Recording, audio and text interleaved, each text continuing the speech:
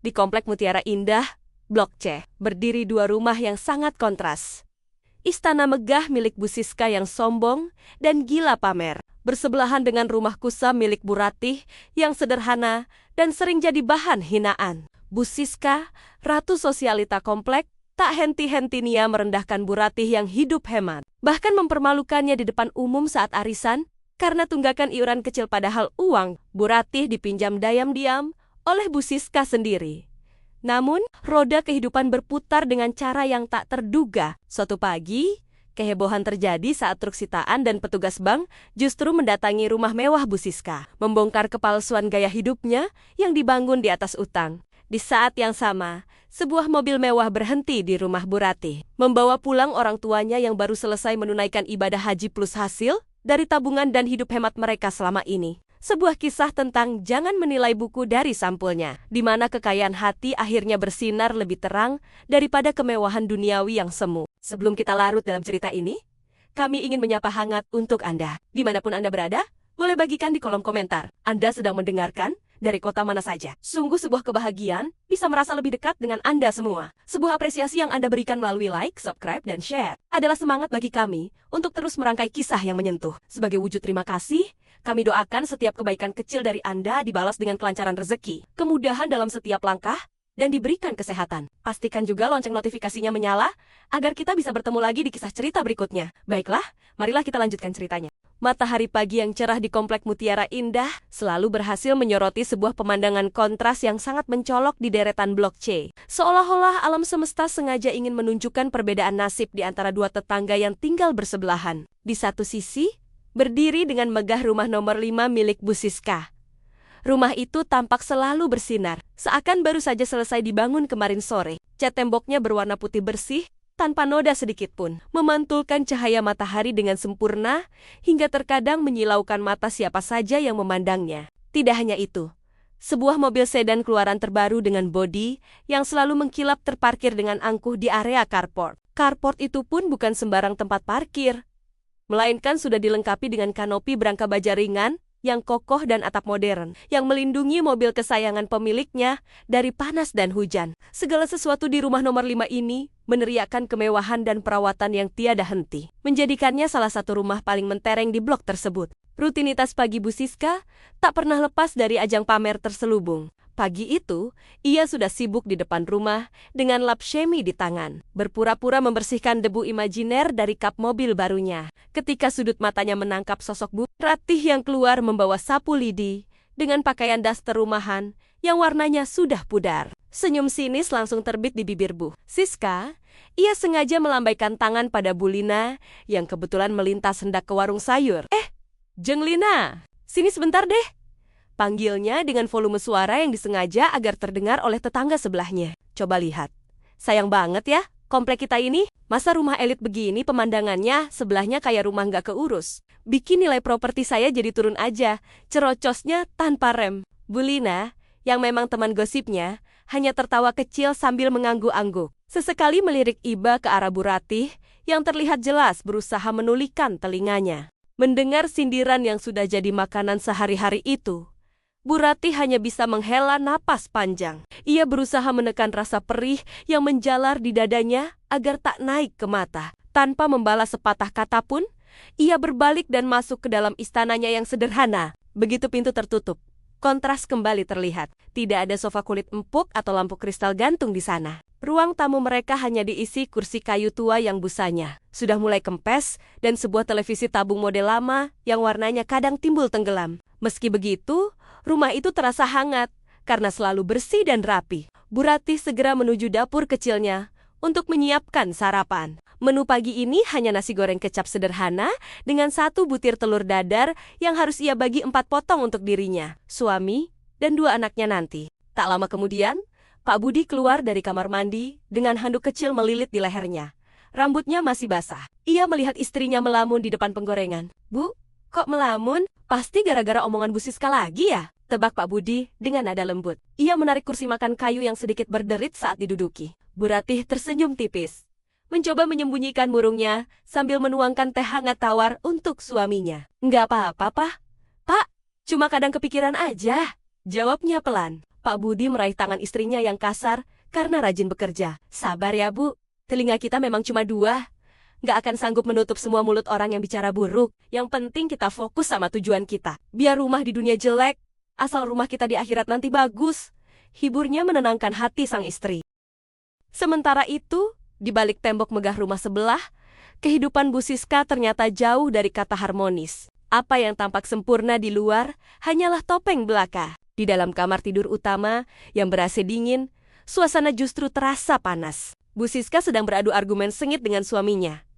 Pak Hendra, Pak, ini tagihan kartu kredit kok bengkak lagi? Orang Bang nelponin Mama terus dari kemarin. Cecar Bu Siska sambil melempar amplop tagihan ke kasur. Pak Hendra, yang tampak kusut dengan kemeja kerjanya, mengusap wajah frustrasi. Ya gimana mau bayar, Mah? Gaji Papa bulan ini sudah habis. Kan Mama yang minta renovasi pagar sama pasang kanopi baru minggu lalu. Mama tuh harusnya rem sedikit belanjanya. Kita ini lagi gali lubang tutup lubang. Tahu nggak?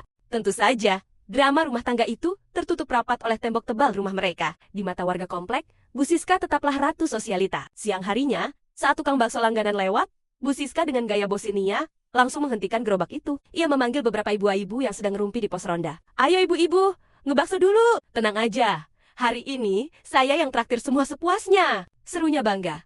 Menikmati tatapan kagum ibu-ibu lain. Saat Bu Ratih kebetulan pulang dari pasar, membawa kantong kresek hitam. Bu Siska sengaja memanggilnya sekilas.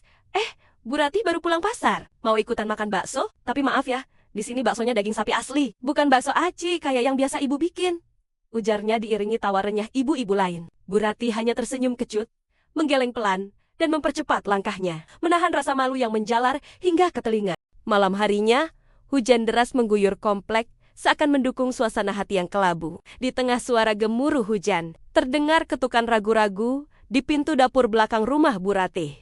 Bu Ratih yang sedang menyetrika sedikit terkejut. Saat membuka pintu, ia terperangah melihat Bu Siska berdiri di sana, basah kuyup tanpa payung. Dengan wajah pucat yang jauh dari kesan angkuh biasanya. Ratih, tolong aku sebentar, bisiknya dengan suara bergetar. Matanya liar, memastikan tidak ada tetangga lain yang melihatnya dalam kondisi menyedihkan itu. Pinjami aku uang 200.000 saja. Token listrikku sudah bunyi dari tadi sore. Malu kalau sampai mati lampu dilihat tetangga. Besok pagi-pagi sekali pasti aku ganti. Suamiku janji transfer malam ini. Bu Ratih terdiam, menatap wanita yang tadi siang baru saja mempermalukannya di depan umum. Hatinya bergejolak antara rasa sakit hati dan rasa kasihan. Namun, nuraninya menang. Ia tak tega melihat orang kesusahan di depan matanya. Sebentar ya Mbak, ujarnya pelan. Bu Ratih masuk ke kamar, membuka lemari pakaian tuanya, dan meraba-raba di bawah tumpukan kain batik. Ia menarik sebuah amplop tipis yang lusuh. Isinya tinggal 3 lembar uang 100 ribuan jatah. Belanja sayur seminggu ke depan dan uang iuran wajib RT dengan tangan sedikit gemetar. Ia mengambil 2 lembar dan menyerahkannya pada Bu Siska. Ini Mbak, pakailah dulu. Mudah-mudahan cukup, katanya tulus. Bu Siska menyambar uang itu dengan cepat, menggumamkan terima kasih yang nyaris tak terdengar. Lalu segera berlari menerobos hujan kembali ke rumah mewahnya. Hari yang ditakutkan Bu Ratih pun tiba. Hari arisan bulanan RT di rumah Bu RT. Suasana sangat ramai. Hampir semua ibu-ibu komplek hadir dengan penampilan terbaik mereka.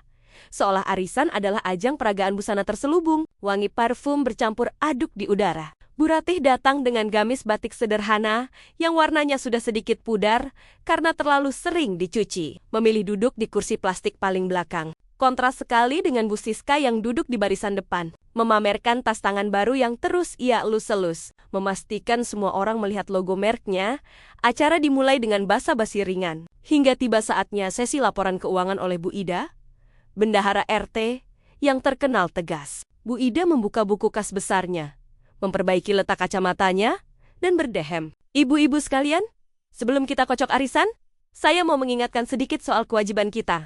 Ada beberapa warga yang masih menunggak iuran bulan ini. Bu Ida menjeda kalimatnya. Matanya menyapu ruangan dan berhenti tepat di sosok Bu Ratih di pojokan. Terutama Bu Ratih. Mohon maaf ya Bu, ini catatan saya iuran kebersihan dan keamanan sudah kosong 2 bulan. Totalnya 150.000. Mohon kerjasamanya agar kas RT kita tidak tekor. Seketika itu juga, puluhan pasang mata menoleh ke arah pojokan tempat Bu Ratih duduk. Wajah Bu Ratih memanas hebat.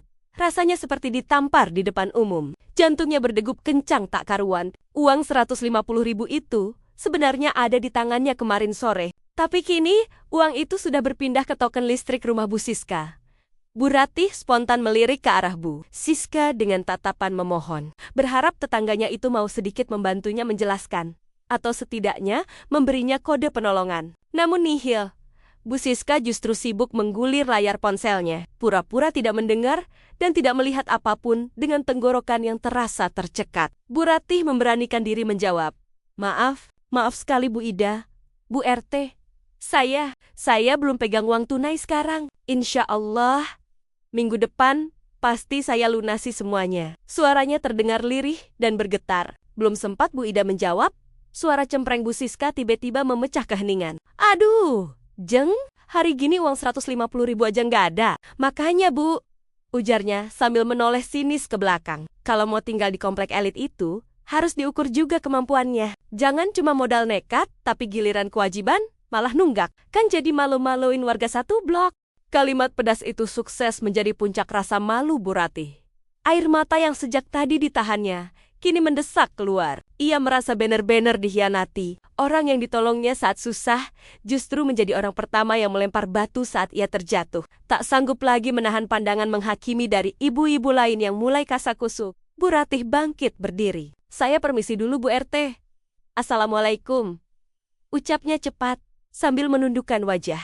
Lalu bergegas setengah berlari keluar dari rumah itu, meninggalkan sisa harga dirinya yang terkobik-kabik di sana. Sesampainya di rumah, pertahanan Bu Ratih runtuh. Ia menangis tersedu-sedu di kamar. Pak Budi yang baru pulang kerja, kaget melihat istrinya sesenggukan. Setelah mendengar cerita istrinya, Pak Budi hanya bisa mengelus punggung Bu Ratih dengan sabar. Hatinya ikut sakit. Tapi ia tahu emosi tidak akan menyelesaikan masalah. Sudah Bu, sudah. Air matamu terlalu berharga buat nangisin orang macam itu. Allah Maha tahu Bu.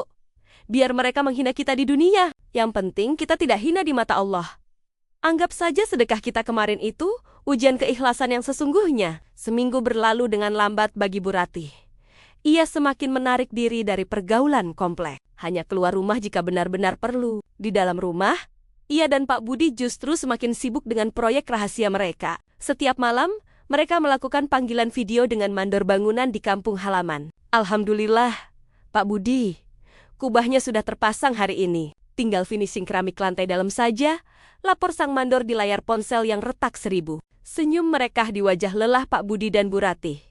Inilah alasan mereka hidup super hemat selama bertahun-tahun. Bukan karena miskin, tapi karena mereka sedang membangun rumah masa depan berupa masjid di desa tempat orang tua mereka tinggal. Sabtu pagi yang cerah itu mendadak berubah riuh. Di gerbang depan komplek Mutiara Indah, sebuah truk box besar berwarna kuning mentereng terlihat masuk perlahan. Ukurannya yang tak lazim untuk jalan komplek langsung memancing perhatian. Ibu-ibu yang sedang belanja sayur sontak berhenti memilih bayam. Ada yang pindahan ya? Atau ada yang beli perabot baru lagi? Tanya salah seorang warga. Bu Siska, yang baru selesai jogging dengan setelan olahraga branded, langsung menyambar dengan analisis tajamnya. Wah, jangan-jangan itu truk sitaan. Itu tuh, si Ratih kan kemarin nunggak iuran jengen-jengen cicilan KP Arnaya, juga macet total sampai mau disita bank. Isu itu menyebar lebih cepat dari api. Warga pun berkerumun di pinggir jalan, penasaran ingin menyaksikan drama kehidupan nyata. Mereka hampir yakin truk itu akan berhenti di rumah nomor 6 yang kusam itu. Bu Siska bahkan sudah berdiri di depan pagarnya dengan tangan bersedekap, siap dengan senyum kemenangan. Truk besar itu melaju pelan, mesin dieselnya menderu rendah, melewati satu persatu rumah mewah di blok itu. Jantung Bu Ratih yang mengintip dari balik gorden jendela berdegup kencang saat melihat truk itu mendekat. Apakah benar ada masalah dengan pembayaran mereka? Tapi seingatnya semua lancar. Truk itu semakin dekat dan terus melaju melewati pagar rumah Bu Ratih yang berkarat. Truk itu justru menyalakan lampu sen kiri dan melakukan pengereman mendesis tepat di depan pagar. Mewah rumah nomor 5, rumah Bu Siska, 2. Orang pria bertubuh tegap dengan seragam biru tua, turun dari kursi penumpang sambil membawa map tebal. Senyum kemenangan di wajah Bu Siska lenyap seketika, digantikan oleh wajah pucat pasi seputih tembok rumahnya. Kakinya terasa lemas. Loh, Pak, salah alamat ya? Kok berhenti di sini? Tanyanya dengan suara tercekat. Salah satu petugas itu mendekat, menunjukkan kartu identitasnya. "Selamat pagi, benar dengan Ibu Siska? Kami dari pihak leasing mobil. Mohon maaf, Bu, karena tunggakan cicilan kendaraan sudah memasuki bulan keempat dan tidak ada itikat baik setelah 3 kali surat peringatan. Sesuai prosedur, kami harus menarik unit mobil ini hari ini juga." Belum sempat Bu Siska mencerna bencana itu. Sebuah mobil minibus hitam berhenti di belakang truk tadi. 3 orang pria berpakaian batik rapi turun dengan wajah serius. Mereka langsung menghampiri Bu Siska yang masih syok. "Kami dari pihak bank, Bu. Mencari Pak Hendra. Ini terkait surat penyitaan aset rumah karena kredit macet yang sudah berjalan 6 bulan. Ujar salah satunya tegas. Dunia Bu Siska seakan runtuh. Ia menjerit histeris. "Nggak mungkin. Kalian pasti salah. Suami saya bilang, semuanya lancar. Jangan ambil rumah saya." Teriakan histeris Bu Siska menggema ke seluruh penjuru blok. Tetangga yang tadinya bersiap menonton kejatuhan Bu Ratih, kini ternganga menyaksikan kenyataan yang terbalik. 180 derajat. Ratu komplek yang selama ini mereka puja, ternyata membangun istananya di atas pondasi utang yang rapuh. Saat Bu Siska sedang meronta-ronta mencoba menghalangi petugas yang mulai menempelkan stiker merah besar, bertuliskan, dalam pengawasan bank di kaca jendela depannya, sebuah mobil lain memasuki jalan komplek. Kali ini, sebuah Toyota Alphard putih yang bersih dan mewah. Mobil mewah itu meluncur halus dan berhenti dengan elegan tepat di depan rumah. Bu Ratih yang sederhana. Seorang supir berseragam safari turun dengan sigap membukakan pintu tengah. Dari dalam mobil, keluarlah sepasang kakek dan nenek dengan wajah bercahaya, mengenakan pakaian serba putih dan peci haji. Itu adalah orang tua Pak Budi. Pak Budi dan Bu Ratih yang sudah rapi dengan baju koko dan gamis terbaik mereka, segera keluar menghambur, memeluk dan mencium tangan kedua orang tua itu dengan penuh haru. Tangis bahagia pecah di halaman rumah yang penuh rumput liar itu. Pemandangan kontras itu membuat semua tetangga terpaku. Bu RT yang kebetulan ada di dekat sana, memberanikan diri mendekat dengan wajah bingung. "Pak Budi." "Bu Ratih, ini siapa?" tanyanya ragu. Pak Budi tersenyum lebar. Matanya berkokek-kokokah karena bahagia. "Kenalkan Bu RT, ini Bapak dan Ibu saya." "Alhamdulillah, mereka baru saja mendarat dari Tanah Suci. Baru selesai menunaikan ibadah haji. Kami memang sengaja menabung bertahan-tahan untuk biaya haji plus mereka agar nyaman. Makanya, mohon maaf kalau rumah kami belum sempat diperbaiki." Mendengar penjelasan itu, rasa malu yang luar biasa hebat seakan menampar wajah para tetangga yang mendengarnya. Mereka yang selama ini mencibir dan merendahkan keluarga Bu Ratih mendadak merasa kerdil. Ternyata, di balik tembok rumah yang paling jelek dan kusam di komplek itu, tersimpan kekayaan hati dan kemuliaan yang jauh lebih berkilau daripada emas dan mobil kreditan. Di seberang jalan, Bu Siska kini terduduk lemas di lantai carport Nia yang kosong karena mobilnya baru saja dinaikkan ke truk derek, menangisi kepalsuan hidup yang selama ini ia banggakan mati-matian. Melihat rivalnya yang kini hancur lebur, tak ada setitik pun rasa senang di hati Bu Ratih. Ia justru merasa iba. Setelah memastikan mertuanya masuk ke dalam rumah untuk istirahat, Bu Ratih mengambil segelas air mineral dingin. Ia berjalan menyeberangi jalan, membelah kerumunan tetangga yang kini memberinya jalan dengan penuh hormat. Ia berjongkok di depan Bu Siska yang masih sesenggukan. "Minum dulu Mbak Siska. Tenangkan diri ya," ujarnya lembut sambil menyodorkan gelas. Bu Siska mengangkat wajahnya yang sembab, menatap wanita yang sering ia hina itu, kini justru menjadi satu-satunya orang yang peduli padanya. Rasa malu dan penyesalan yang teramat sangat membuatnya tak sanggup berkata-kata. Hanya tangisan pilu yang semakin keras pecah di pundak Bu Ratih.